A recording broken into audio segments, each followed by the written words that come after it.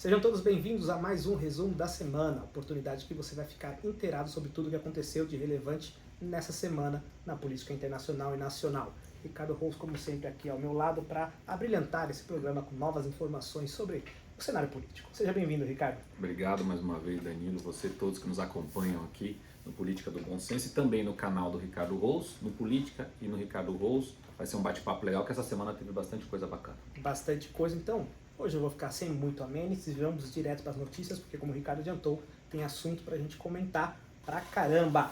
A semana começa aqui na segunda-feira, dia 8 de janeiro, que como todos sabem, é uma data simbólica no Brasil, né? Alguns falam que foi um golpe, alguns dizem que não foi, enfim. O importante é que aconteceu alguma coisa lá em Brasília no dia 8, que aliás eu fiz um resumão, deu muito trabalho, mas eu reuni tudo quanto que é imagens e vídeos do dia 8, recomendo você dar uma olhadinha lá no canal. Nesse dia, o Lula disse que queria fazer um ato, não em comemoração, mas em memória, vamos dizer assim, aos acontecimentos do dia 8 de janeiro. Todo mundo falou que ia se tornar um palanque. E teve gente que falou, não quero ir. E aí ficou aquele vai, não vai, porque não pode ser um evento flopado, tem gente que queria ir. O que aconteceu? Lula foi, Pacheco, presidente do Senado, foi, o Moraes, dentre outros ministros, mas o principal aqui, vou até deixar o vídeo rodando aqui, se você não viu o evento, também tem o vídeo lá no canal da íntegra da fala de todos eles. Moraes aqui falando, representando o STF, tinha o Barroso também, se não me engano, a Rosa Weber também estava lá. O que ficou em evidência não foi quem foi, e sim quem não foi. 15 governadores faltaram, 12 foram. Tarcísio, de São Paulo, disse que estava de férias. Ibanez, Distrito Federal, principal envolvido ali, férias. Jorginho Melo, Santa Catarina. Cláudio Castro, do Rio de Janeiro. Rio de Janeiro também, férias. O Zema disse que ia, mas depois cancelou dizendo que o evento estava com muito cara de evento político partidário e não um evento institucional como deveria ser. O Lira, presidente da Câmara, disse que alguém da família estava com problema de saúde e também não foi. O Pacheco dizem, como diz o Ricardo na boca miúda lá de Brasília, que ele não queria porque estava com cara mesmo de um evento partidário, mas no final das contas foi porque tinha que ter um representante do poder legislativo. Pois bem, o evento aconteceu independentemente de quem foi ou não. Vocês estão vendo aqui o Moraes fazendo o discurso dele, e nesse discurso ele falou da memória do 8 de janeiro, que o pessoal vai ser punido, etc, etc. Mas o que me chamou mais a atenção foi que parte do discurso dele ele falou que é imperativo regulamentar as mídias sociais, porque do jeito que elas estão, elas dão margem a notícias falsas, ou fake news, como a galera gosta de falar, e ao novo populismo digital. O Lula também falou, dentre outros que também falaram aqui. Só para você ver, tem a Fátima Bezerra, que falou representando os governadores, teve o Gonê, que é o atual Procurador-Geral da República, o Moraes, depois veio o Barroso, representando o STF de novo, que foi uma das instituições que sofreu mais, de acordo com as imagens, o Pacheco representando, bem a parte que eu peguei veio alto, o Pacheco representando o Legislativo, e depois apareceu o senhor Presidente da República, o Lula. Na fala do Lula, aquela ideia de seria um evento partidário político se escancarou. Ele utilizou o palanque para atacar o adversário atual, não se sabe se vai, enfim, o adversário dele, o ex-presidente, que chamou o seguinte: Bolsonaro é o ex-presidente golpista. Então, no finalzinho do evento, quando tudo corria bem, escancarou-se aqui o evento partidário, né, político partidário. Muita gente falou que foi um evento flopado. Flopado é quando você faz uma expectativa de que vai dar certo e realmente tem pouca expectativa, pouca audiência, né, adesão, até mesmo porque não era uma data comemorativa. É isso? Isso, Danilo, exatamente. Eu tive a oportunidade de comentar um pouco sobre isso aí já em alguns programas da Jovem Pan. Foi o primeiro evento, né, da semana, segunda-feira, dia 8 de janeiro. Primeiro, eu quero deixar aqui para quem nos acompanha, para a nossa audiência aqui, um pouco da minha opinião. E eu concordo com a opinião. Eu vi uma entrevista muito forte, muito bacana, inclusive, do ex-ministro do Lula, Aldo Rebelo, que foi presidente da Câmara dos Deputados, e eu gostei bastante da fala dele porque ela se alinha muito com a minha. Olha, nós somos de linhas ideológicas diferentes, Mas o Aldo Rabelo era do PCdoB? Era do PCdoB, foi ministro do Lula, foi presidente da Câmara dos Deputados num período que, de acordo com ele mesmo, a Câmara foi invadida por pessoas, naquela época que a galera da esquerda invadia, reivindicando um monte de coisa, e que ele tratou aquilo como um ato de vandalismo, prendeu algumas pessoas naquele mesmo momento com a Polícia Legislativa e tratou o ato como um ato de vandalismo, que é exatamente o que eu acho que foi o 8 de janeiro. Primeiro, para deixar claro, um ato de vandalismo. Tinha grupos de WhatsApp aqui ou ali com ideias mais ou menos exaltadas, mas as pessoas foram se manifestar, essa manifestação descambou para um vandalismo e esse vandalismo deve ser punido, esse vandalismo deve ser, as pessoas devem ir presas, devem pagar por isso. Seja as pessoas que participaram desse ato patético, absurdo, na minha opinião, condenável do 8 de janeiro lá atrás, seja qualquer outro tipo de invasão.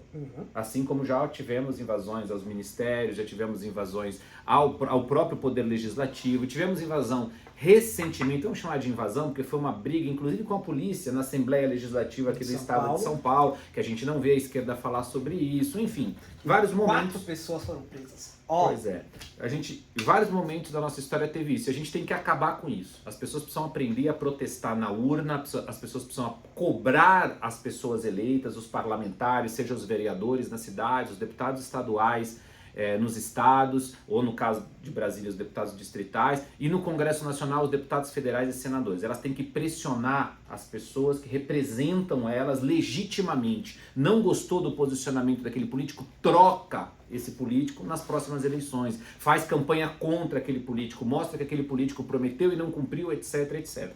A quebrar prédio público, você, cidadão, está pagando 2 vezes, que já pagamos nós, contribuintes, para que aquele prédio seja feito, para aqueles quadros lá do... Enfim, e aí quebrou, a gente vai pagar de novo e talvez até superfaturado, não sei.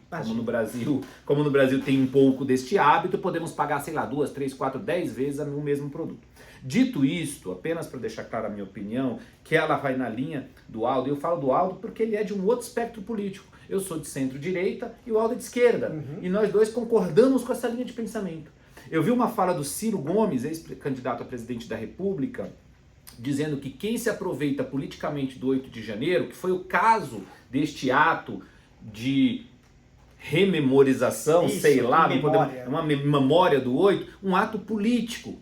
Fala do Ciro, aspas, quem se aproveita do 8 de janeiro é tão pilantra quanto quem fez o ato em 8 de janeiro. Concordo plenamente com essa fala do Ciro também. Então, ou seja, a gente está vendo que algo que foi triste na nossa história, que foi a invasão dos prédios dos 3 poderes num domingo, sem ninguém lá dentro.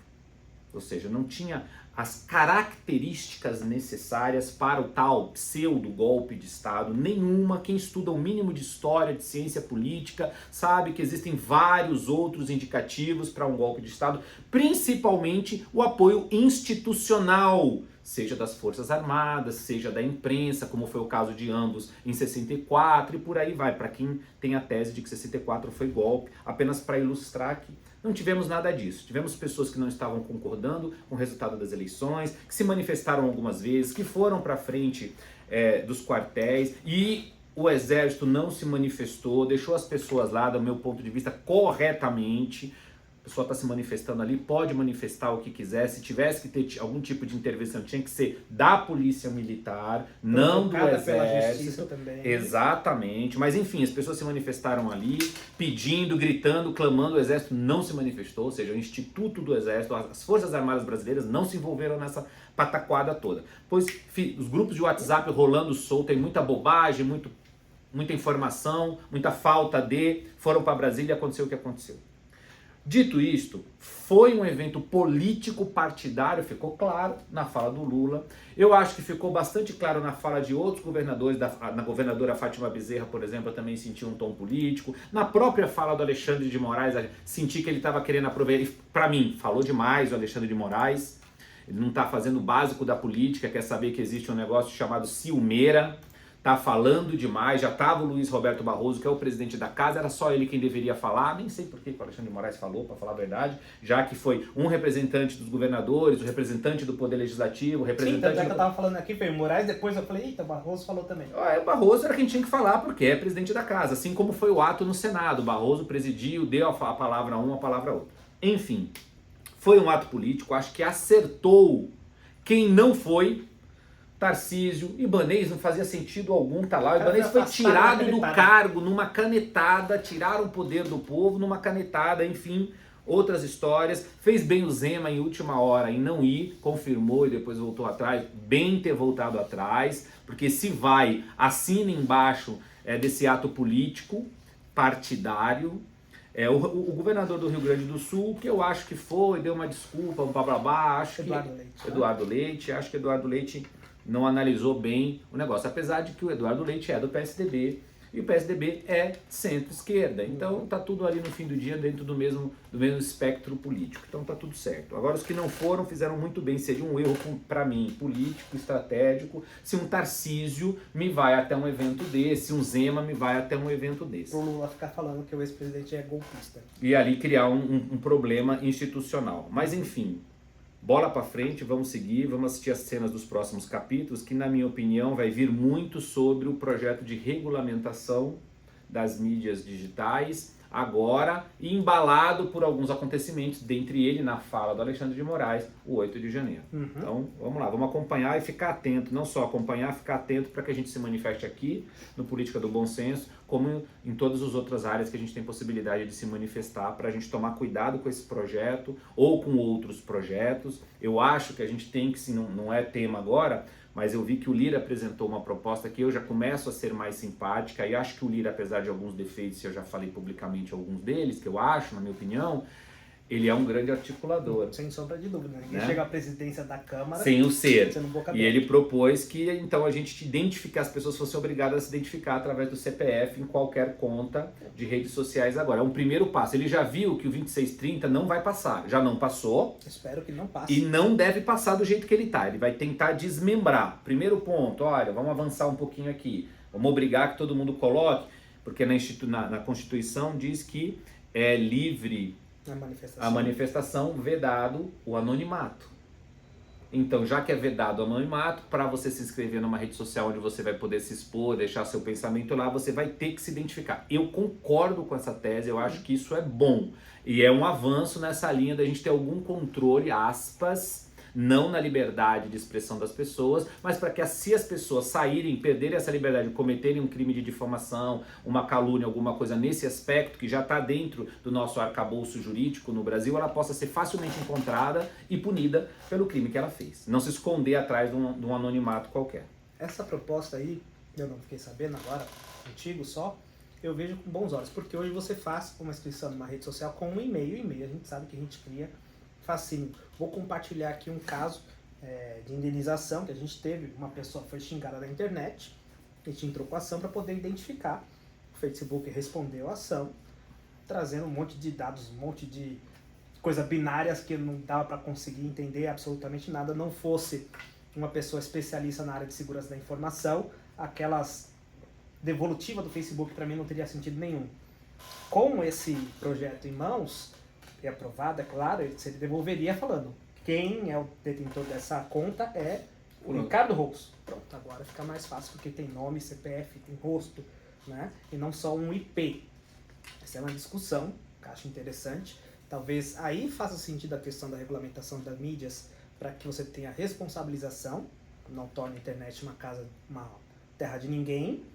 Mas o 2630... Não, o 2630 não dá. Já teve mobilização, vai ter mobilização quantas vezes eles quiserem colocar esse projeto.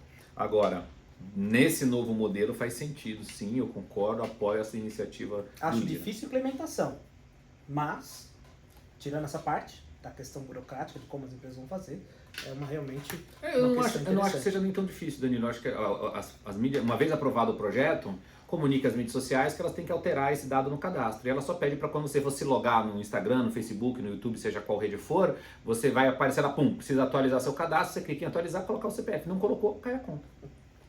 Vamos ver. Isso vai ser assunto para um resumo da semana do futuro. Ao longo desse ano. Exatamente. Ao longo desse ano. Então, as contas, como o Ricardo falou, é um projeto que vai ser aprovado, tem comissão temática. Isso. A menos que aprove a urgência, né? Que aí ele pula todo o rito legislativo. Se aprovar a urgência, sim. Uhum. De novo, 2630 trata de censura na internet, trata de monetização. Olha que loucura, o dinheiro que o YouTube em tese pagaria para mim vai pagar para o jornal, que a mídia tradicional, enfim, e direitos autorais. É um monte de coisa num projeto só, com um monte de interesses e um monte de rejeição também. É um projeto que a mais acertada decisão é, de fato, desmembrar e discutir tema a tema. Você ia falar, desculpa. Não, eu ia falar exatamente isso. Acho que o que o Lira acerta é isso, em desmembrar. Porque a gente consegue entender cada tema, discernir na sociedade, pressionar quem tem que pressionar, aprovar ou não aprovar. Outro tema, outro ponto. E assim, mas foi sábia a decisão do Lira nesse aspecto aí. Outra questão que no dia 8 também me chamou a atenção, não pelo que aconteceu, mas pelo que não foi dito, foi aqui uma ameaça de bioterrorismo no Supremo. Nós estamos falando aqui, estava acontecendo um evento, um ato da democracia inabalada, e alguns metros de onde estava acontecendo, uma pessoa foi presa por ameaça de jogar antrax no Supremo. É que o pessoal não é novo, não tem cabelos brancos como nós. Mas nos anos 2000, finalzinho de anos 90, 2000, era um tal de receber carta com antrax danado. Você pegava, abria a carta, você tinha que ser alguém importante do governo americano, que era como acontecia. Abriu, soltava um pó e o pó, game over. Bati aqui, perdão. Game over em você. Esse é o antrax, é um negócio um pouco terrível. E fizeram uma ameaça de jogar antrax no Supremo. Aí, além disso, a pessoa estava xingando os ministros, talvez para dar um ar de, ó, 8 de janeiro, aqui a necessidade de você ter mais repressão. E na hora que foram prender, uma imagem que chamou a atenção foi o adesivo aqui da pessoa que estava xingando Lula 13, né? E aí o pessoal tá chamando de um ataque falso, false flag, que o pessoal chama, né? Sim. Para falar assim, olha, eu acho que você precisa regulamentar o 2630, né, a internet. Então eu faço aqui uma notícia falsa com o intuito de fingir que precisa, né, ser regulamentada. Foi o que disseram aqui, que seria um false flag dessa pessoa que em tese apoia o presidente da República, para mostrar que a ameaça à democracia, assim vamos dizer, ela não cessou. O que me deixou estupefato, assim como posso dizer, é o seguinte: teve repercussões aqui, cara. Foi uma ameaça de bioterrorismo na Praça do Três Poderes, Danilo, a metros do ato da democracia, onde estava o presidente da República, o presidente do Congresso, o presidente do Supremo, toda a linha sucessória. Danilo, eu vou te dar um motivo só, vocês já sabem aí, mas eu vou dar pra ele aqui o do porquê que não teve nenhuma repercussão, você não leu isso em nenhum jornal. O que está escrito nesse adesivo aqui? Amor. Então é um atentado do amor. Atentado do amor não sai na mídia, não dá imprensa, ninguém comenta. Só quem comenta são canais independentes, coerentes, como é o caso do Política do Bom Senso. Uma grande mídia vai fazer o quê? Se tivesse escrito aqui Bolsonaro 22, aí você ia ver isso no Jornal Nacional, no Jornal da Manhã, da Tarde, da Madrugada, em tudo quanto é canto. Mas não tá. Então, Danilo. Foi o local e a data, de novo. Local, onde estava o presidente do Congresso, o presidente do Supremo, toda a linha sucessória. O próximo é o quê? Militar? Sim, tem uma lista grande aí primeiro, né? Depois é militar. Então, ó, Tá todo presidente mundo lá. da República, Não ficava ninguém. Senado, Congresso, ao Lira. Ia sobrar o Lira só. Que não, exatamente, sabe? Não Nossa! Já pensou um Enfim, negócio desse? que loucura, Designated Survival. Total, Isso total. é uma série Muito importante, muito bacana, legal. bem bacana. Netflix, tá? Netflix, Que é o sobrevivente designado. Isso. Vai ter uma cúpula da toda a linha sucessória, só o Ricardo vai ficar fora. E aí toda a galera vai embora, só fica o Ricardo como o próximo presidente da República. É uma série muito legal, diga-se de passagem. Assista no Netflix, pelo menos estava quando eu assistia. Continuando aqui a nossa vida, de novo, passou em branco, fazendo uma referência aqui ao Antrax. Aqui eu vou passar uma notícia que eu achei o escárnio, gente, é o fim. Não tem muito o que dizer. Rio de Janeiro estava fazendo uma praça, um grande parque lá para a região, da zona norte do Rio de Janeiro, perto ali da linha amarela, e aconteceu o seguinte: a prefeitura falou, vamos fazer a praça, colocou a empreiteira para fazer, e os empregados da construtora receberam uma informação de que faltava o alvará. Aí todo mundo falou, não, o alvará tá aqui. A prefeitura que cedeu pra gente. O cara falou, não, você não tá entendendo. É o alvará das facções. Para você não ser bulinado, o Léo tá dizendo, porque realmente é muito cara do Brasil aqui. R$500 mil para a obra ser liberada. Aí o prefeito do Rio de Janeiro falou que é um absurdo, não vamos admitir que o crime tome a cidade. vou contar uma coisa que talvez ele não tenha percebido, que a cidade já está tomada pelo crime organizado lá, infelizmente, no Rio de Janeiro, né? Que situação triste, Ricardo, porque é a ausência, de novo, como a gente já falou em outros resumos da semana, a ideia maior do Estado é da segurança. Antes de tudo, saúde, educação, qualquer merda, segurança. Nem isso, o mínimo do mínimo, a gente não está conseguindo. Nenhuma obra público-privada tem condição de ir para frente sem o crime bulinar os funcionários, gente. O que está acontecendo? Tá, a situação do Rio de Janeiro, e isso não é exclusividade do Rio de Janeiro, mas vamos pegar a notícia aqui que foi o fato no Rio de Janeiro. A situação do Rio de Janeiro, ela está calamitosa. Mas, a parte toda a situação complexa que vive o Rio de Janeiro, o que mais me causou estranheza, indignação nesse fato, eu me manifestei inclusive na própria terça-feira, foi o seguinte, Danilo, o prefeito do Rio de Janeiro, da cidade do Rio de Janeiro, Eduardo Paes, essa manifestação dele foi feita através de uma rede social, que era o Twitter, agora é o X. Okay? É o X. Ele fez um tweet, gente, uma xizada, sei lá qual é a palavra que dá. Vou chamar de tweet. Ele fez um tweet, inclusive marcando o governador do Rio, a Polícia Civil do Estado do Rio de Janeiro, enfim. E acho que tem outro que ele marca o Capelli. Tem um outro que ele marca o então ministro da Justiça brasileiro, Ricardo Capelli. Não é mais o Ricardo Capelli. E o Ricardo Capelli responde o tweet dele, a postagem dele. Gente, primeiro ponto aqui. Nós temos um prefeito, um chefe do Poder Executivo, que numa obra pública era um parque, está sendo construído algo no parque, uma obra de algo em torno de 65 milhões de reais, de acordo com o próprio prefeito do Rio de Janeiro, na zona oeste do Rio. A obra parou porque o crime organizado está cobrando uma propina de 500 mil reais.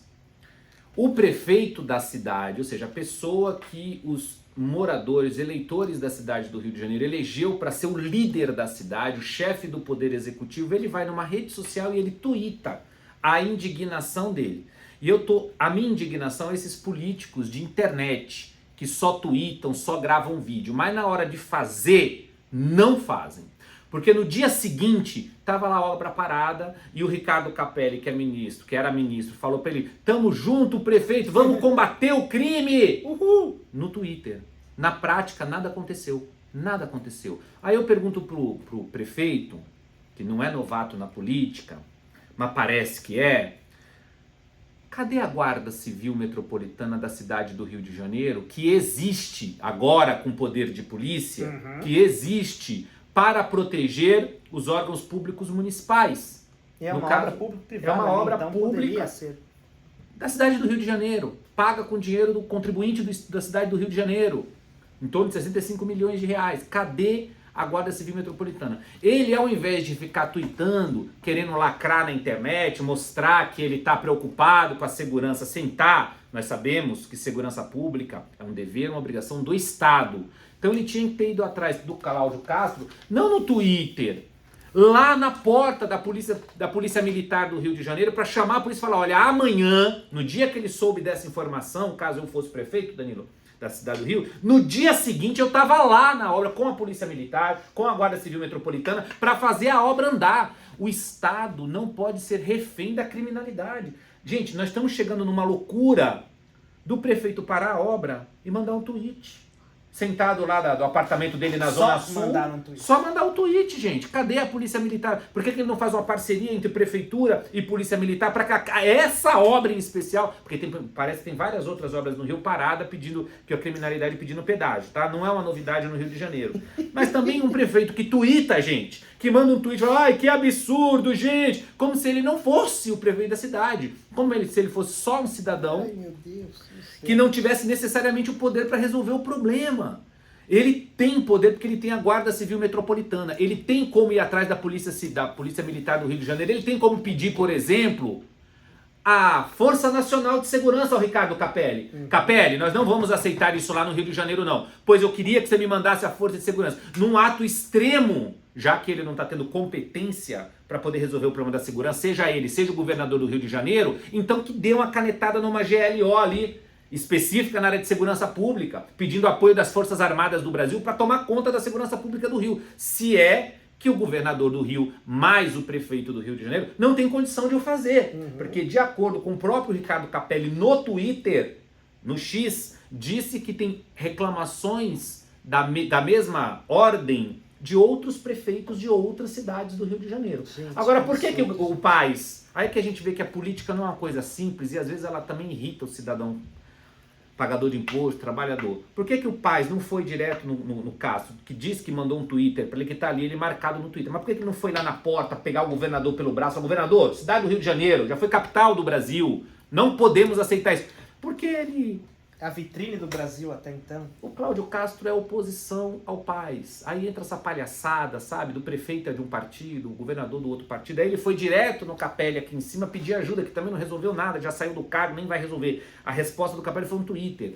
Ó, gente, nós estamos numa situação caótica, mas daí a necessidade, você cidadão que é do Rio de Janeiro, que acompanha a política do bom senso, presta atenção. O prefeito tinha sim condições de, nesse caso, fazer acontecer com a Guarda Civil Metropolitana que tem no Rio de Janeiro e que poderia ficar lá de prontidão na obra até que a obra saísse. Óbvio, ele deve buscar o apoio da Polícia Militar. Faz uma operação compartilhada, coloca um pouco de dinheiro extra para ajudar, ele é prefeito, não é competência dele, não é ele que manda na Polícia Militar. Mas numa parceria com a Polícia Militar, ele pode o fazer, ele pode trazer e chamar como líder da cidade do Rio de Janeiro, como chefe do Poder Executivo da cidade do Rio de Janeiro, fazer esse apelo. Tenho certeza que o secretário de Segurança Pública do Rio de Janeiro estaria junto para poder inibir esse crime ali. Apesar de tudo que eu disse, eu acho, Danilo, que o Rio de Janeiro já está numa situação que a gente olha para o Rio, eu, que adoro o Rio de Janeiro, uma cidade linda, maravilhosa. Passou o final de ano lá,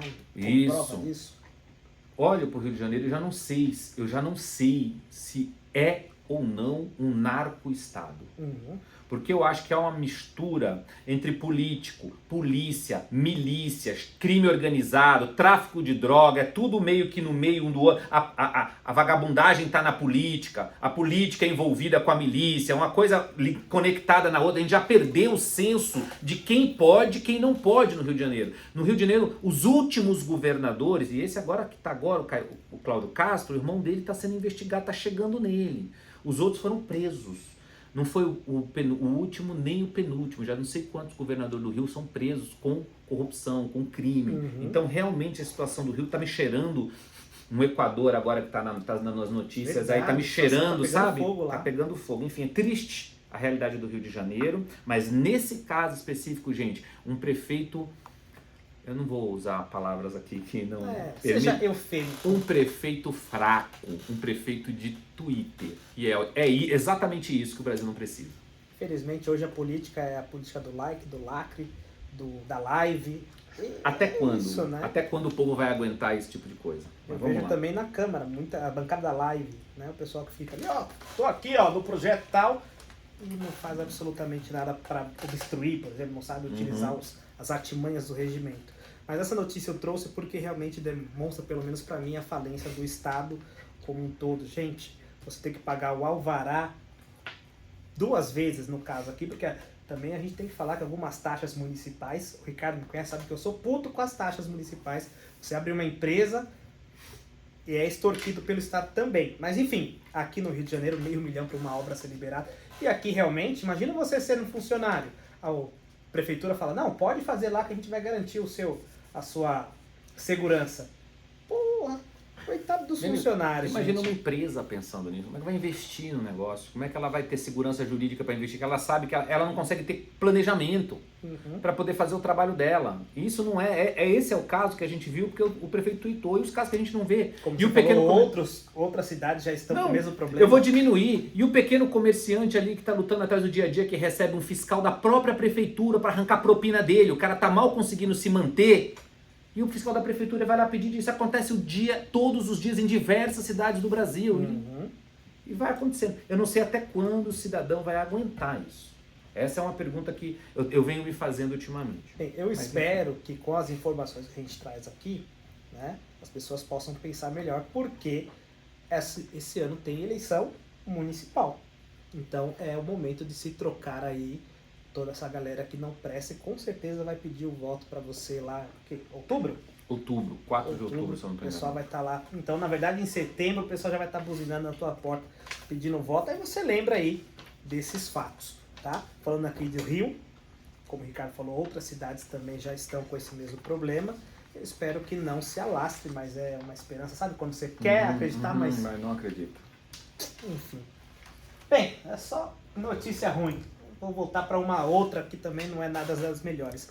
No ano passado, o Conselho de Segurança não, de Direitos Humanos Da ONU. ONU, exatamente, fez uma resolução para condenar os atos da Nicarágua, Daniel Ortega, né? Estava perseguindo geral lá, toda a classe civil e religiosa na Nicarágua. O Brasil falou, não vou aderir, não por nada, mas se eu aderir, eu estou condenando. E se eu condenar, eu fecho o diálogo. Quando teve também a invasão da Rússia à Ucrânia, todo mundo condenando a invasão, o Brasil falou a mesma coisa. Não, eu não posso. O Ricardo falava lá no comecinho do ano de 2023, exato, estamos em 2024, que o Lula, ele queria cavar ali o Prêmio Nobel da Paz, então era bom que ele tivesse essa relação com todo mundo, né? Então, em tese olha, quero manter a relação com todo mundo. Essa era a linha guia, linha mestre, que em tese Itamaraty seguiria, ok? Qual não foi, então, portanto, minha surpresa, quando o Brasil, depois do Lula ter recebido o embaixador da Palestina, que é um negócio interessante, que é um Estado que não é um Estado, mas tem Como é que tem embaixador? corpo diplomático. Enfim, o Lula recebeu o embaixador da Palestina e depois fez uma declaração aqui que o Brasil vai aderir à iniciativa da África do Sul para que Israel, ou a Israel, ou é sem artigo, é neutro. Eu fiquei nessa discussão lá hoje, na hora que eu estava escrevendo aqui. Israel, seja O denunciador, Estado de eu coloquei tá bom? Seja denunciado na Corte Internacional de Justiça. Por quê? Pelo ato de genocídio lá na Palestina. Me deixou assim confuso, porque se utilizar a mesma tese que o governo Itamaraty estava utilizando então, quer dizer que não tem negociação com Israel. É essa a linha que eu estou entendendo, porque se eu condenar Nicarágua, eu fecho a comunicação. Se eu condenar a Rússia, eu fecho a comunicação. Então, se eu condenar Israel...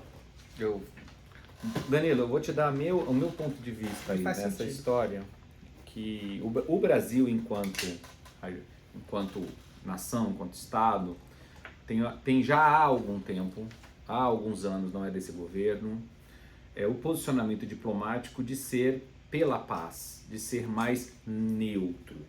É um posicionamento estratégico do Brasil já de muito tempo e que aqui entre nós, há de certa maneira um certo consenso na comunidade diplomática desse posicionamento. No caso da política externa deste governo, não é isso. Minha opinião. Nicarágua. Um bandido amigo do Lula. E não é. Daniel Ortega é amigo do presidente Lula. Ele não vai condenar um amigo que não é da lógica política do Lula. Assim como ele não condena o que acontece na Venezuela. Você não vê esse tipo de condenação. Rússia é amigo do Lula. Não condenou. Quando houve o ataque terrorista, importante a gente relembrar, porque o tempo vai passando, as pessoas vão esquecendo, mas o Estado de Israel sofreu um ataque terrorista por parte de um grupo terrorista que na sua carta de fundação, que é o Hamas, tem escrito que um dos objetivos deste grupo, Hamas, é a extinção, é destruir o Estado de Israel. Ok? Então eles não têm segredo qual é o objetivo desse grupo terrorista. Eles atacaram o Estado de Israel, mataram inclusive brasileiros, mataram Foi o maior pessoas ataque terrorista contra o Brasil, que os brasileiros estavam em Israel, participando de uma rave inclusive. Eles atacaram pessoas de várias outras nacionalidades e atacaram o povo judeu, o povo em Israel. Em Israel, entraram, mataram, fizeram horrores com essas pessoas. Israel, que é um Estado, tem o direito de se defender e até aí ninguém discutiu. Israel se defendeu, invadiu a faixa de Gaza, que é um território que é comandado pelo Hamas, um território palestino ao lado de Israel, que é comandado por esse órgão esse grupo terrorista que tem um braço armado e tem um braço político. O braço político controla a faixa de Gaza. Israel começou a se defender. A partir daí, a narrativa que foi criada pelo Hamas em conexão com a esquerda do mundo, não foi só do Brasil, do mundo inteiro, era de que o ataque de Israel ao povo palestino, e não era bem isso, é o ataque de Israel ao Hamas, não era o povo palestino, tanto que se Israel, com a força bélica que tem, quisesse destruir o povo palestino, demoraria 50 minutos. 50 minutos. Era só detonar um monte de ataque aéreo indiscriminadamente e ia destruir toda a faixa de Gaza, que é um território pequenininho. É um território pequeno, muito populoso, mas... menor do que a região metropolitana aqui de São Paulo, exato. por exemplo. Então não era esse o objetivo de Israel. Por isso que o ataque foram em pontos específicos, como tem um ordenamento jurídico para isso. E o Estado de Israel tem o direito de se defender. A lógica da narrativa foi essa, é desproporcional, é um exército muito grande contra um povo desarmado aqui, que não é desarmado, que tem ali centenas de quilômetros de túneis embaixo, extremamente armado, eles guardam o armamento bélico deles junto a escolas, junto a hospitais, junto a igrejas, porque sabem que são órgãos, são... locais que não podem receber bombardeio, é toda uma estratégia bem desenhada. E essa narrativa de que, coitadinhos, estamos sendo exterminados pelos israelenses, pelos judeus, foi ecoando o mundo afora. E aqui no Brasil tivemos manifestações da esquerda, inclusive de partidos políticos que recebem dinheiro público, aqui na Avenida Paulista, em São Paulo, defendendo um grupo terrorista, defendendo com a bandeira de defender o povo palestino. Então, esse apoio agora do presidente Lula, para mim, não causa nenhuma surpresa.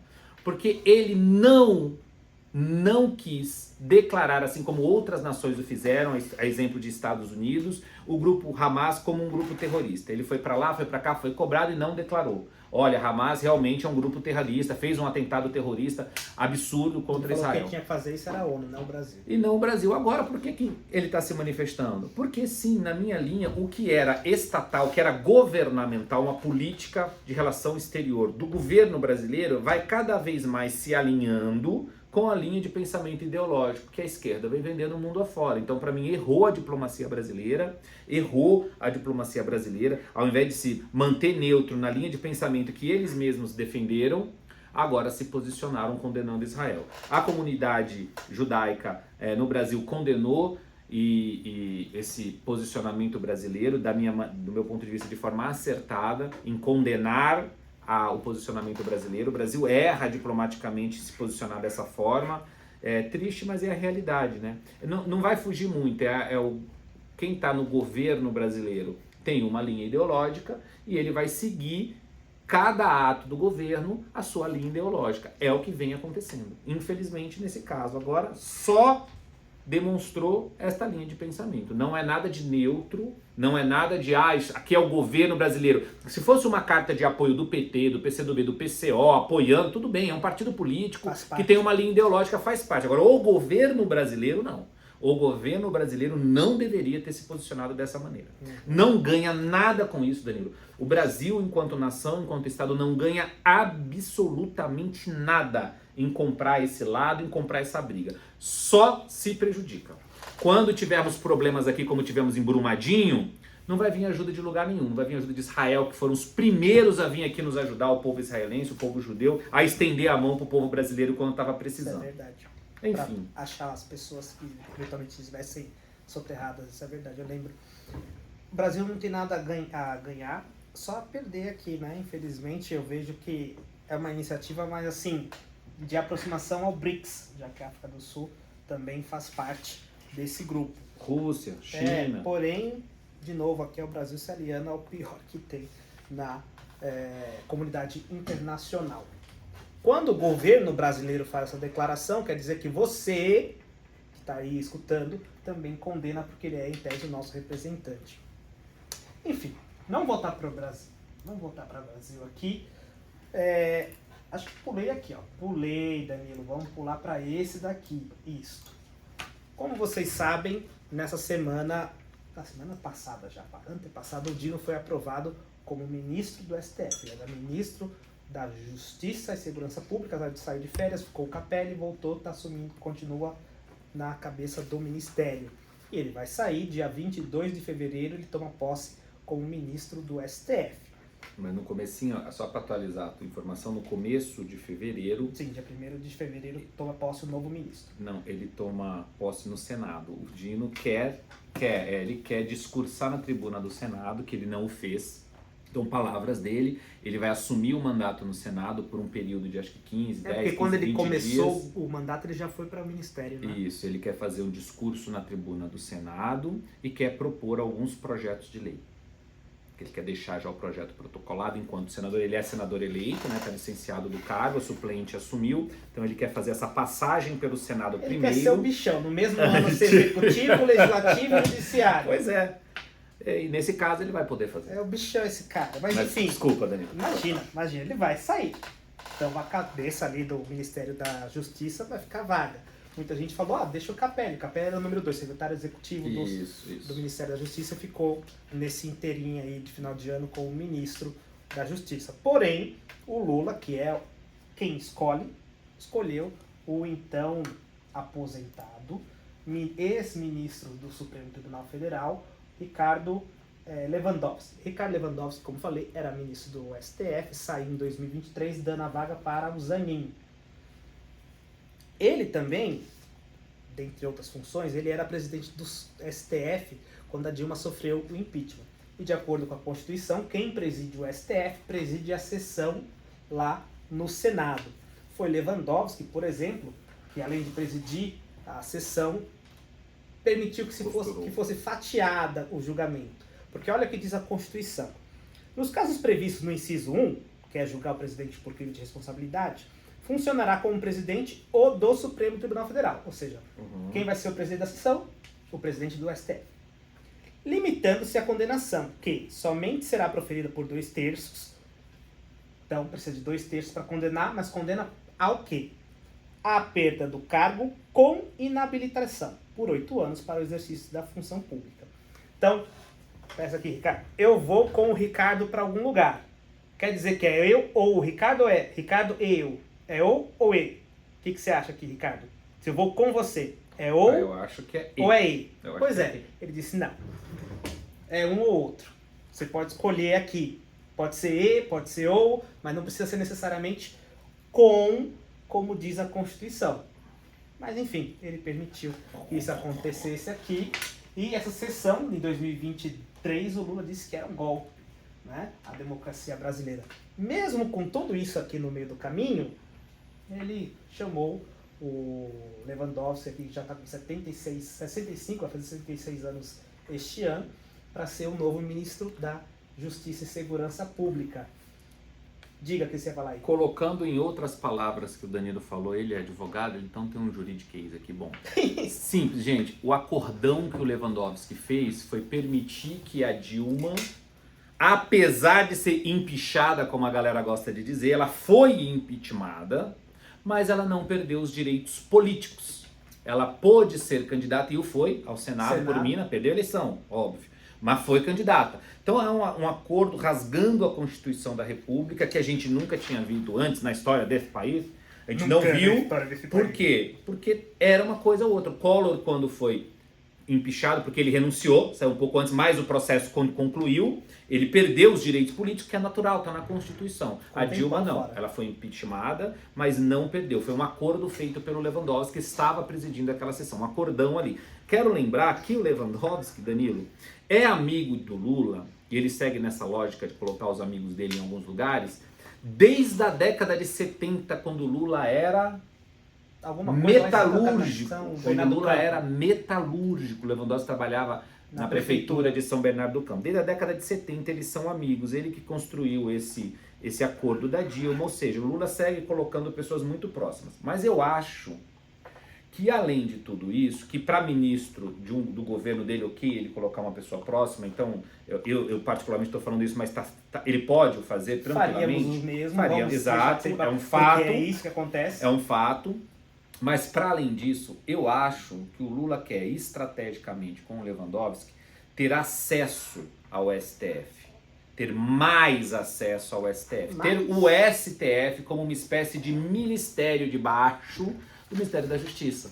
Então essa jogada foi... O Lewandowski é uma pessoa que é mais articulado do que o Dino é mais combativo, é mais político, isso que o projetou, inclusive, ao longo do ano de 2023, ele apareceu bastante, ele falou bastante, ele foi muito combativo com a direita brasileira e conseguiu se catapultar, inclusive, para o STF, passando à frente de outros nomes que estavam mais cotados com ele no começo do ano do que ele. Enfim, o Lewandowski já é um nome mais tranquilo, mais articulador, é reconhecidamente um jurista, foi membro do Supremo Tribunal Federal, Ele presidiu a casa. Desembargador em São Paulo, depois ministro do STF. Então, com relação a isso, a comunidade toda concorda. Então, acho que o Lula quer é mais uma articulação. Primeiro, apazigua toda a direita, toda a galera ali que acha que o Lewandowski é ok. Tem um diálogo forte com o STF. Agora, a minha pergunta, Danilo, e eu vou fazer essa pergunta para você, vou mudar um pouco a lógica aqui do Política do Bom Senso, que você é jurista. Com o Lewandowski assumindo um ministério no governo Lula, assim me lembra um pouco quando não era ministro do STF, mas o Lewandowski também não era, ele estava aposentado, tá? Assim como quando o Moro assumiu o Ministério da Justiça de Jair Bolsonaro. E logo depois o STF achou que todas as condenações do Moro deveriam cair. As do Lewandowski também devem cair? A gente segue essa mesma linha de pensamento do Supremo ou não? Realmente é uma situação complicada, mas vamos falar que passou-se muito tempo É que o Moro foi em 2017, a campanha eleitoral, ele fez a condenação do Lula, tanto que o tornou inelegível, e em 2018 já... 2018 foi a campanha eleitoral. Então, desculpa, 18, e em 19 ele assumiu como ministro da Justiça. Praticamente a mesma coisa aqui. Vamos falar que no caso do Lewandowski passou muito tempo, tanto que ele se aposentou, entendeu? Vamos falar que não tem o tal do liame subjetivo aqui, a junção, o que junta e daria liga para essa acusação. Entendi. Mas, direito, eu gosto de direito porque a gente pode fazer de tudo, inclusive fazer uma acusação dessa. Eu já estou te adiantando a defesa. Vamos falar que já se passou muito tempo, então não tem esse de condena aí que no futuro eu vou te beneficiar com alguma coisa, seja, portanto, o Ministério da Justiça. Eu acredito que seja essa a resposta que ele daria logo de imediato. Entendi. Mas não foi tanto tempo assim não, só para você lembrar, tá? Porque a campanha foi em 2022, o Lewandowski se aposentou em 2023, Lula tomou posse em 2023, 1º de janeiro de 2023, 8 de janeiro, um ano, tomou posse em 1º de janeiro de 2023. No mesmo ano de 23 foi quando o Lewandowski se aposentou, ele indicou o Zanin, logo no começo do ano. Você está esquecendo o seguinte, nos dias atuais, não é o quê? E sim quem faz. Entendi. É o negócio do adesivo do carro, da notícia. Parece que as coisas vão se conectando, né? Então, entendi. Então não vai dar nada. Então seja bem-vindo ao Ministério da Justiça, Lewandowski. Ministro da Justiça. Nome tão bonito que o senhor tem. O senhor tem um nome tão bonito. Henrique Ricardo Lewandowski. Mais um Ricardo aí. Mais um Ricardo aí chegando no poder. Bora! Eu estava aqui. Gente, esse aqui é o vídeo do anúncio do Lula falando sobre o Dino da STF e o Lewandowski no Ministério da Justiça. Ele contou essa informação de que eles se conheceram lá na década de 70, quando ele era advogado lá na prefeitura de São Bernardo do Campo, de um prefeito XPTO. E aqui não está na nossa pauta, tá bom? Não está nessa pauta. Quem que está sobrando aqui? Certo. Eu li uma notícia esses dias, não está na pauta, tá? Mas eu também fiquei olhando e falei, que diferente, né? Tem alguém aqui que não deveria estar, entre aspas, não incômodo, mas você vai ver o liame com aquilo que eu vou dizer. Eu li uma notícia seguinte, que Lula está preparando o seu sucessor, e não é Gleisi, não é Haddad, não é qualquer um outro que não seja... Janja! A excelentíssima senhora presidente... presidente não. Primeira-dama, né? E eu fiquei olhando e falei, realmente, ele está cavando a imagem dessa cidadã aqui em tudo quanto que é lugar, porque eu não via, por exemplo, outras primeiras-damas, nenhuma sessão de que não tem nada, sabe? Enfim, talvez faça um pouco de sentido essa informação. Não tenho dúvida nenhuma, acho até que já falei em um programa que acho que ela vai se candidatar. Agora, não sei se é a presidência da República na primeira largada, mas que eu acho que ele está preparando ela para a eleição é um fato. Não vejo problema nenhuma numa primeira-dama ser proativa, numa primeira-dama ter participação naquela linha de pensamento que nós já estamos mais ou menos acostumados. Pega uma bandeira nacional, chame a atenção para ela, o que é importante, seja o combate à pobreza, seja o combate ao analfabetismo, como uma vez foi a primeira-dama, ex-esposa do ex-presidente Fernando Henrique Cardoso, pegou a bandeira do analfabetismo, uma bandeira forte, a ex-presidente, primeira-dama Michele Bolsonaro pegou a questão das pessoas com portadores de deficiência auditiva e por aí vai. Pegue uma bandeira, Janja, defenda uma bandeira. Ela fica entrando em atos do governo. Na minha opinião, ninguém votou na Janja. A Janja não tem voto, ela não foi eleita. Isso aqui é um ato do Estado brasileiro. O que é que ela está fazendo aqui? Cadê o vice-presidente da República, por exemplo, que poderia estar aqui do lado? Então, nada... É muito importante que uma primeira-dama seja proativa, tenha presença e o faça. Mas isso é um ato de governo. Vá procurar um trabalho na sociedade para a senhora fazer, dona Janja, dona Rosângela. Tá tudo bem, seja proativa, puxa uma bandeira. O Brasil tem tantas bandeiras importantes, levante uma delas. Eu achei só estranho mesmo, porque eu não vou falar desse vídeo, porque nesse vídeo só o Lula falou. Tá? Ninguém falou, nem o Dino, nem ele. Se fosse, por exemplo, falou e ela ia ficar sobrando. Então, nesse caso aqui, sobraram. Mas, enfim, além de sobrar e não ter pertinência nesse assunto, ela tá sobrando aqui. Não, e você viu a foto final? Na hora da foto oficial, ela entrou na frente do Lewandowski. Só aparecia um pedaço da cabeça do Lewandowski, porque eles queriam dar todas as mãos juntos. Sim. E ela, para dar a mão junto, teve que entrar na frente. O Lewandowski teve que buscar a cabeça para sair um pedaço na foto. Ou seja, ela nem deveria estar na foto. Vamos utilizar o vice-presidente Geraldo Alckmin, que tinha aqui um monte de assuntos para fazer em coletivo. Você não via a Lu Alckmin também ali no meio, né? Sei lá. Eu li a notícia agora vendo, eu falei, pô, faz sentido aqui um pouquinho. Campanha, venha. Acho estranho, por exemplo, quando era São Paulo, cidade de São Paulo, colocar a mulher do Haddad. Entendeu? Colocar, olha que despersonalização da pessoa. É a mulher do Haddad, não tem nome? É a mulher do Lula, é a mulher do Bolsonaro, para vocês não falarem que eu tenho um lado aqui só. É a mulher do Bolsonaro, é o esposo, para não falar também que é só de mulher.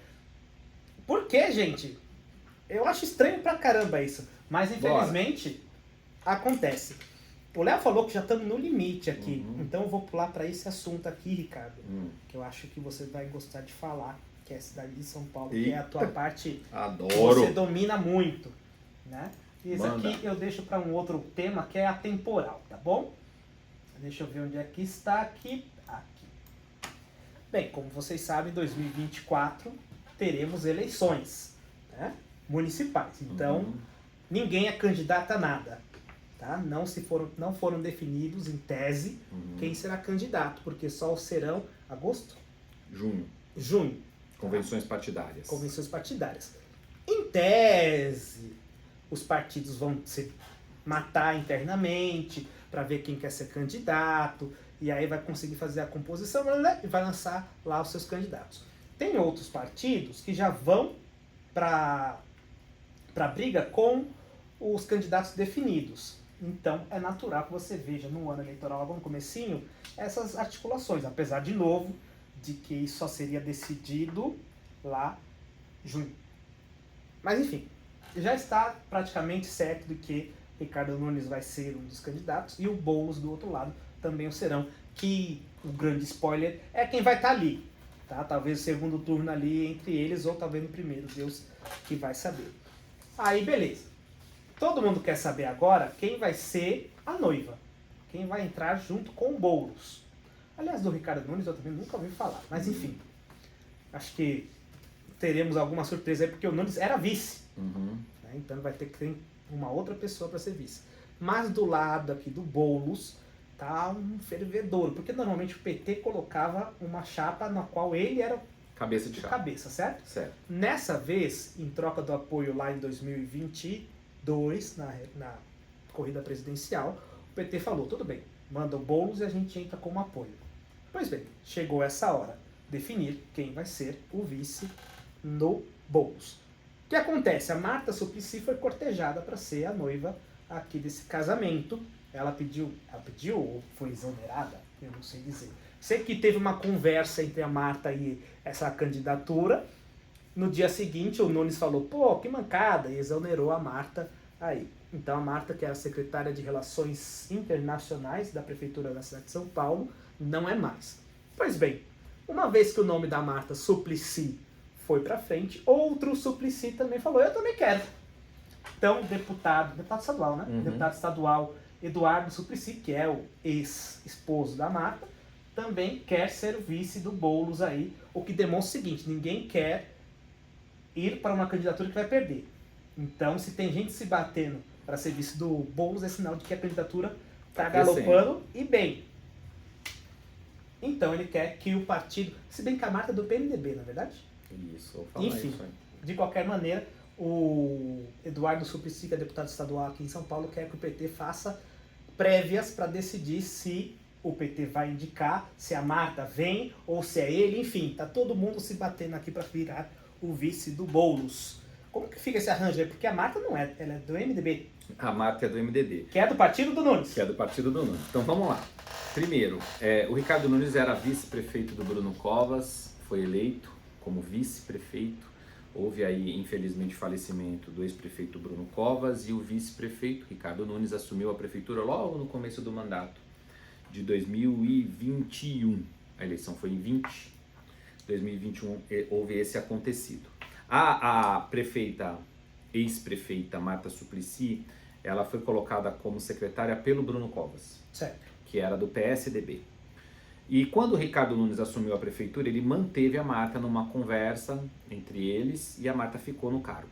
Inclusive a Marta era uma conselheira muito próxima de Ricardo Nunes, por já ter sido prefeita da cidade de São Paulo, por conhecer a cidade de São Paulo, e o Ricardo Nunes era a primeira gestão dele enquanto prefeito, ele nem se candidatou a prefeito, tá importante isso, ele era vereador, aí foi alçado a vice-prefeito e assumiu a prefeitura, ele não foi eleito para ser prefeito, foi eleito para ser vice, mas acabou virando prefeito, que é a função do vice-prefeito. E a Marta é uma conselheira porque já foi prefeita. Isso, então ele ouvia muito a Marta. A Marta, inclusive, veja o desespero do Ricardo Nunes, e eu vou colocar esse tempero para você, sabe, porque participou de muitas das estratégias que foram criadas para a reeleição do Ricardo Nunes, porque ela era uma das conselheiras próximas. O próprio Ricardo Nunes trucou, porque ele falou há 2, 3 dias atrás, ele falou que ele duvidava que a Marta saísse, porque ele conversa com ela sempre, ela é amiga da esposa dele, da primeira-dama da cidade de São Paulo, enfim, que ele estava tratando isso como notícia da imprensa, mas que com certeza a Marta conversaria com ele, e as coisas acontecendo em Brasília. Eu, particularmente, falava constantemente, gente, o Ricardo aí tá, opa, abre o olho, ele tá sendo o marido traído, vai ser o último a saber o que aconteceu. O acordo foi feito em Brasília, nessa celebração, que não é uma celebração, a comemoração lá do dia 8, a Marta conversou com o presidente Lula, as conversas que a gente ouve de bastidores são as seguintes, que ele propôs a Marta para vir para o PT, voltar ao PT, Marta de volta para casa, que ela está afiliada no MDB, o mesmo partido do Ricardo Nunes. Ela vai voltar para o PT até o final de fevereiro, ela faz a filiação ao PT. Ok. E vai ser a indicada do Lula a vice-prefeitura na chapa do Boulos. Ok? E caso o Boulos não ganhe a eleição, ela assume o ministério no governo Lula. Esse foi o acordo entre o Lula e a Marta para que ela então voltasse ao PT. A Marta aceitou, foi comunicar ao Ricardo, o Ricardo disse que fez questão de mandar ela embora. Conversa, essa narrativa agora, porque ela já tinha aceito o acordo com o Lula, era só uma questão de tempo, ela mesma foi pedir a reunião para pedir a cabeça. E quem mandou, quem foi mandado, não muda absolutamente, o que muda é que o Ricardo saiu como o marido traído nessa história toda aí, acreditou numa petista, que ela sempre foi petista, estava no PMDB por uma conveniência, por uma briga, uma discussão que teve dentro do PT, mas ela foi uma das fundadoras do PT, continua sendo petista, vai voltar para casa agora. E na chapa do Guilherme Boulos, que é importante dizer o seguinte, Guilherme Boulos foi o segundo colocado na eleição, que ele perdeu para o Bruno Covas, mas ele já tem esse recall. Ele foi o deputado federal mais votado da cidade e do estado de São Paulo nas últimas eleições. Então ele está na memória das pessoas. É a primeira vez na história do PT, desde a sua fundação, que o PT não lança um prefeito na cidade de São Paulo, cabeça de chapa. A primeira vez, para você ver como esse acordo e essa articulação está sendo feita pessoalmente pelo Lula. O PT de São Paulo queria lançar candidatura, mas o Lula, que quem manda no PT é o Lula. Existe o Lula sem o PT, mas não existe o PT sem o Lula. Então o Lula disse não, o acordo vai ser cumprido com o Boulos é candidato. e o PT indica a vice, que vai ser a Marta. Agora veio o ex-marido da Marta, senador Eduardo Suplicy, que, diga-se de passagem, ele sempre coloca a cúpula do PT em xeque. Se o PT fala é azul, ele fala que é amarelo, e assim sempre foi e não vai ser diferente agora. A despeito de que esse instituto das prévias é um instituto que eu particularmente gosto, eu acho bacana, acho que faz sentido, mas não vai ter prévia, vai ser assim. E mesmo que tenha prévia, vai ser aquela prévia para inglês ver, tipo a prévia que o PSDB fez do Dória, que era o Dória e era o Dória mesmo, e foi o Dória. Então, se tiver, vai ser uma coisa só para dizer que não está sendo imposto, e a Marta vai ganhar de lavada as prévias do PT, e enfim, bola para frente. Quem saiu muito mal nesse jogo estratégico, onde o presidente Lula foi muito inteligente e, na minha opinião, muito feliz, porque eu acho que a Marta soma na chapa do Boulos, sim. Eu já tive vários amigos que têm opinião contrária, mas eu acho que a Marta já foi prefeita, tem experiência administrativa e vai ajudar a tirar. A principal função da Marta na chapa do Boulos, Danilo, é maquiar um pouco a imagem radical do Guilherme Boulos. É o Alckmin do Lula. É o Alckmin do Lula. Ok? Ela não vai trazer grandes grupos políticos, mas não é essa a função. É trazer experiência e uma maquiagem menos radical. O Boulos não vai ser o invasor, nada disso que estão... Não, a Marta já foi prefeita. Para o grande empresariado, para a classe média alta, que põe dinheiro nas campanhas eleitorais, que ajuda esse pessoal, essa é a mensagem que vai passar, e vai passar. Porque a Marta já foi prefeita de São Paulo, não teve nenhum grande radicalismo na cidade dela. Além de tudo, o Boulos ainda ganha alguns feitos que a Marta catapulta para ela. Vai ganhar o ônus da Martaxa, por exemplo, mas verdade, tem algumas marcas, maldita dessa taxa do lixo, agora até taxa de iluminação, enfim, Martaxa, verdade. Enfim, Martaxa, ela não se reelegeu, vale a pena dizer isso. Porém, ela tem algumas realizações que se conectam muito com o público, em especial o público que vota no PT, que gosta da esquerda, de algumas obras que ela fez, que identificou-se muito com esse público. Então, acho que a Marta soma na chapa do Boulos, fortalece a chapa do Boulos. O Boulos já é hoje primeiro colocado nas pesquisas, então ele deve estar mais ou menos, se nada mudar, né? Política é uma coisa muito volúvel, se nada mudar ele está consolidado no segundo turno. A grande pergunta é quem vai para o segundo turno com o Boulos, porque você mesmo falou aqui, não sei quem é o possível nome de vice do Ricardo Nunes. Então o Ricardo Nunes está esperando um nome que possa agradar a centro-direita. Já se cogitou alguém como o Nico, que é delegado-geral, que tem aí a questão da segurança pública, vai ser um tema muito importante. Sim. A gente já ouviu falar do nome do Derrite, que é atual secretário de Segurança Pública do Estado, mas ainda não há nada concreto, nada fechado. Vale lembrar aqui que, olha, você vê como política é um jogo complexo, que a própria Marta Suplicy já foi cotada para ser vice do Nunes. E então o MDB sai com chapa pura, o Nunes e a Marta. E agora a Marta foi para o outro lado. Quem está do lado do Nunes diz que vai ser fácil derrubar a Marta, porque, enfim, ela não vai poder falar mal da gestão, que ela fez parte até recentemente. Mas vale lembrar que ela era secretária de Relações Internacionais, uma pasta que tem relevância pequena e ela estava bem apagadinha ali. Ela pode questionar de que em grandes pontos, como saúde, educação, infraestrutura, ela não interferia e ela tinha pontos de vista diferentes. Enfim, vamos ver cena dos próximos capítulos. O fato, a direita está atrasada nesse processo. A gente não vê a manifestação do ex-presidente Jair Bolsonaro e essa campanha eleitoral está já tomando ares de polarização entre Lula e Bolsonaro. Sim. Lula está na estratégia do Boulos, está mexendo o tabuleiro, está mexendo bem e o Bolsonaro não se manifestou ainda. Parece que eu já vi isso alguma vez. Pois é. Em 2020 também o Bolsonaro ia criar um partido. E não aconteceu. Deus sabe, não lembro o nome. Mas enfim, ia criar o 38. Aliança Brasil 38. E 38 foi ótimo. É isso que eu lembro. Tá vendo que inclusive era uma boa estratégia para ele, o número que fica na cabeça. E que ia lançar o 38 não saiu, e ele falou, tô bem aí pra presidência da República. Tanto que foi o Bruno Covas, era PSDB, não é um partido, vamos chamar assim, de direita, né? Não. Então, de novo, a gente vai ter essa esquerda contra um, abre aspas, centro. O próprio MDB do Ricardo Nunes, Danilo, não é um partido de direita. O Ricardo Nunes agora só resta para ele, gente. A esquerda já está posicionada. Boulos, Marta. No centro, hoje a gente tem duas pré-candidaturas. A do Ricardo Nunes, que é consolidada, ele é um nome bem consolidado dentro do MDB, é o prefeito da cidade, do MDB, que é centro, e a da Tabata Amaral. Ela tá mais na esquerda, mas enfim. Isso que ela é centro-esquerda. O Certo. Ricardo vamos ficar num centro MDB, mas a Tabata é centro-esquerda, mas ela dialoga muito com o centro. Quando eu fui observar a votação da Tabata Amaral para deputada, aqui na cidade de São Paulo, e ela, por incrível que pareça, ao contrário do que muitos acreditam, ela não teve basicamente votos na periferia da cidade. A extrema votação da Tabata foi no centro expandido de São Paulo. Da Ou galera seja, cheirosa. ela tira a galera de esquerda de iPhone, esquerda caviar, essa esquerda caviar gosta da Tabata, foi ela que votou. E é um eleitorado que também pode ter votado no Bruno Covas, lá a barra no Ricardo Nunes, lá atrás, no segundo turno, no primeiro turno. Enfim, a Tabata mais rouba voto do Nunes do que do Boulos, como alguns falam.